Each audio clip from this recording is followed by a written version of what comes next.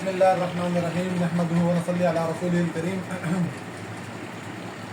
رمضان مبارک کے آخری راتیں چند رہ گئی ہیں، تو اس حوالے سے بہت ضروری سمجھا کہ ایک حدیث مبارکہ ہے، اس کے حوالے سے جو ہے وہ تھوڑی سی وضاحت کر دی جائے، تھوڑا سا بیان کر دیا جائے۔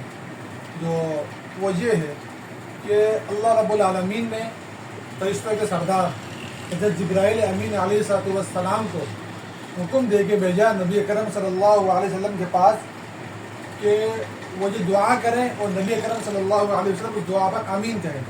اب سوچیں کہ وہ دعا جو ہے وہ جبرائیل امین کی دعا ہے اور وہ اللہ کے حکم سے ہے، اور جبرائیل امین علیہ السلام فرشتوں کے سردار ہیں، اور اس دعا پر آمین کہنے والی شخصیت دونوں جہانوں کے سردار محمد عربی صلی اللہ علیہ وسلم ہے۔ تو اس دعا میں کتنا پاور ہے، کتنا جو ہے وہ اس میں کتنی طاقت، اس کا اندازہ ہم خود ہی اس بات سے لگا لیں۔ اب وہ دعا کیا ہے؟ وہ دعا پہلی دعا تو یہ ہے کہ جبرائیل امین علیہ السلام نے فرمایا کہ ہلاک ہو جائے وہ شخص کہ جو اپنے والدین میں سے کسی ایک کو یا دونوں کو پائے اور اپنی مغفرت نہ کروا سکے۔ اس کے بعد نبی اکرم صلی اللہ علیہ وسلم فرمایا کہ آمین، اور دوسری دعا مانگی، فرمایا کہ ہلاک ہو جائے وہ شخص کہ جو جس کے سامنے نبی اکرم صلی اللہ علیہ وسلم کا نام نامی آئے وہ درود پاک نہ پڑھے۔ تو نبی اکرم صلی اللہ علیہ وسلم فرمایا کہ آمین۔ تیسری دعا جو فرمائی، جو اس موضوع کے حوالے سے خاص اہم ہے، وہ یہ دعا فرمائی کہ ہلاک ہو جائے وہ شخص جو رمضان مبارک کا مہینہ اپنی زندگی میں پائے اور اپنی مغفرت نہ کروا سکے، اپنی بخشش نہ کروا سکے۔ تو آقا علیہ السلام نے فرمایا کہ آمین۔ اب جبرائیل امین علیہ السلام کی دعا اور اس کے اوپر نبی اکرم صلی اللہ علیہ وسلم کی آمین، تو اس دعا کی قبولیت ہونے میں کوئی شک، کوئی تردد ہرگز نہیں ہو سکتا۔ میری آپ کی دعا میں تو تردد ہے کہ قبول ہو یا نہ ہو، لیکن وہ دعا جو اللہ کے حکم سے ہی مانگی گئی ہو، اور مانگنے والا فرشتوں کا سردار اور آمین کہنے والا رحمت للعالمین دونوں جہانوں کا سردار، تو یہ دعا کے قبول ہونے کے اندر یقین ہے کہ دعا قبول و منظور ہو گئی۔ اب ہم دیکھیں کہ رمضان کا مہینہ اللہ تعالیٰ نے ہمیں عطا فرمایا ہے۔ اب رمضان کے مہینے کے اندر فرمایا کہ اللہ رب العالمین ہر ایک کی مغفرت فرما دیتا ہے اور ہر ایک کی بخشش فرما دیتا ہے۔ اللہ کی طرف سے خزانے ہیں، لوٹ مار ہے، جو انسان جتنا مانگے اللہ کی طرف سے اتنی عنایات ہے۔ اللہ تعالیٰ نے تو رمضان کا مہینہ عطا فرمایا، پھر اس کے بعد جو ہے وہ ہمیں طاق راتیں جو ہے ہمیں جو ہے وہ دی ہیں۔ ان طاق راتوں میں کیا پتا کون سا شب قدر کی رات ہو، اور ہو سکتا ہے کہ آج کی رات شب قدر کی رات ہو، یا ہو سکتا ہے کہ آگے آنے والی رات 29 کی رات شب قدر کی رات ہو۔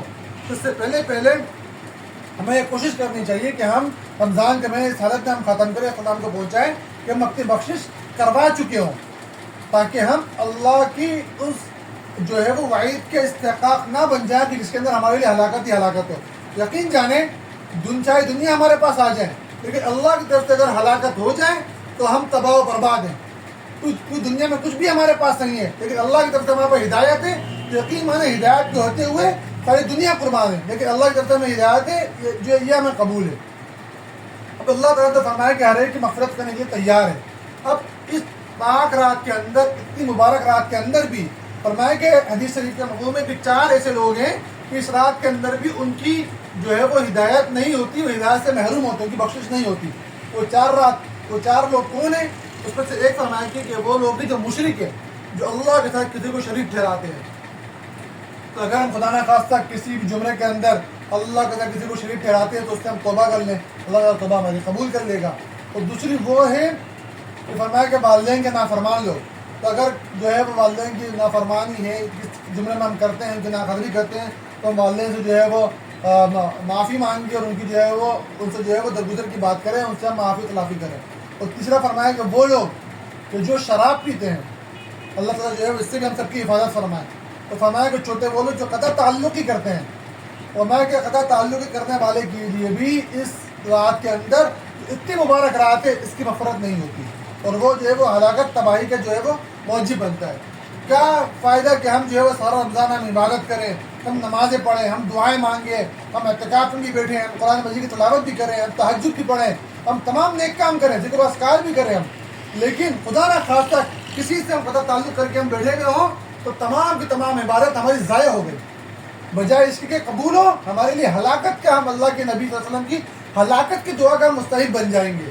تو آج اس موقع کے اوپر جو ہمارے پاس ایک رات بھی اگرچہ باقی ہے، تو ہم ہر ایک سے معافی مانگ لیں، چاہے وہ ہم جو ہے وہ قصوروار نہیں بھی ہے، تب بھی ہم معافی مانگ لیں۔ کیوں کہ ہم اس کو نہ دیکھیں، ہمیں اجر دینے والا اللہ ہے، ہمیں معاف کرنے والا اللہ ہے. اگر ہم دل کے اوپر بوجھ ڈال کر بھی ہم حق پر ہوتے ہوئے بھی کسی کو ہم معاف کر دیں تو اللہ رب العالمین کو یہ ہدایت اتنی پسند آئے گی. اللہ پاک فرماتا ہے کہ کیا تم مجھ سے زیادہ غنی ہے؟ کیا تم معاف کرنے والے کہ میں معاف کرنے والا نہیں ہوں؟ اور بولا جو ہے وہ کیا پتا ہماری تمام خطاؤں کو اللہ معاف کر دے.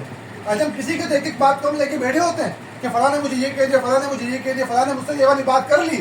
یہ بات تم دل میں لے, خدا نہ خواستہ کہ اللہ نے ہم سے پوچھ لیا کہ تم نے یہ والا کام کیوں کیا, تم اللہ کا جواب نہیں دے سکتے. ہم اللہ سے دعا مانگتے ہیں اللہ ہماری نفرت فرما دے, اور ہم کسی کو معاف کرنے کے لیے تیار نہیں ہیں. تو ایسا کیسے ہوتا ہے اللہ جو ہماری نفرت فرما دے؟ عائشہ فرماتی ہے وہ یہ دعا مانگا کرتی تھی, اللہ محاسبنی حسابا یسیرا, کہ اے اللہ ہمارے ساتھ حساب کتاب کے اندر آسانی والا معاملہ فرما.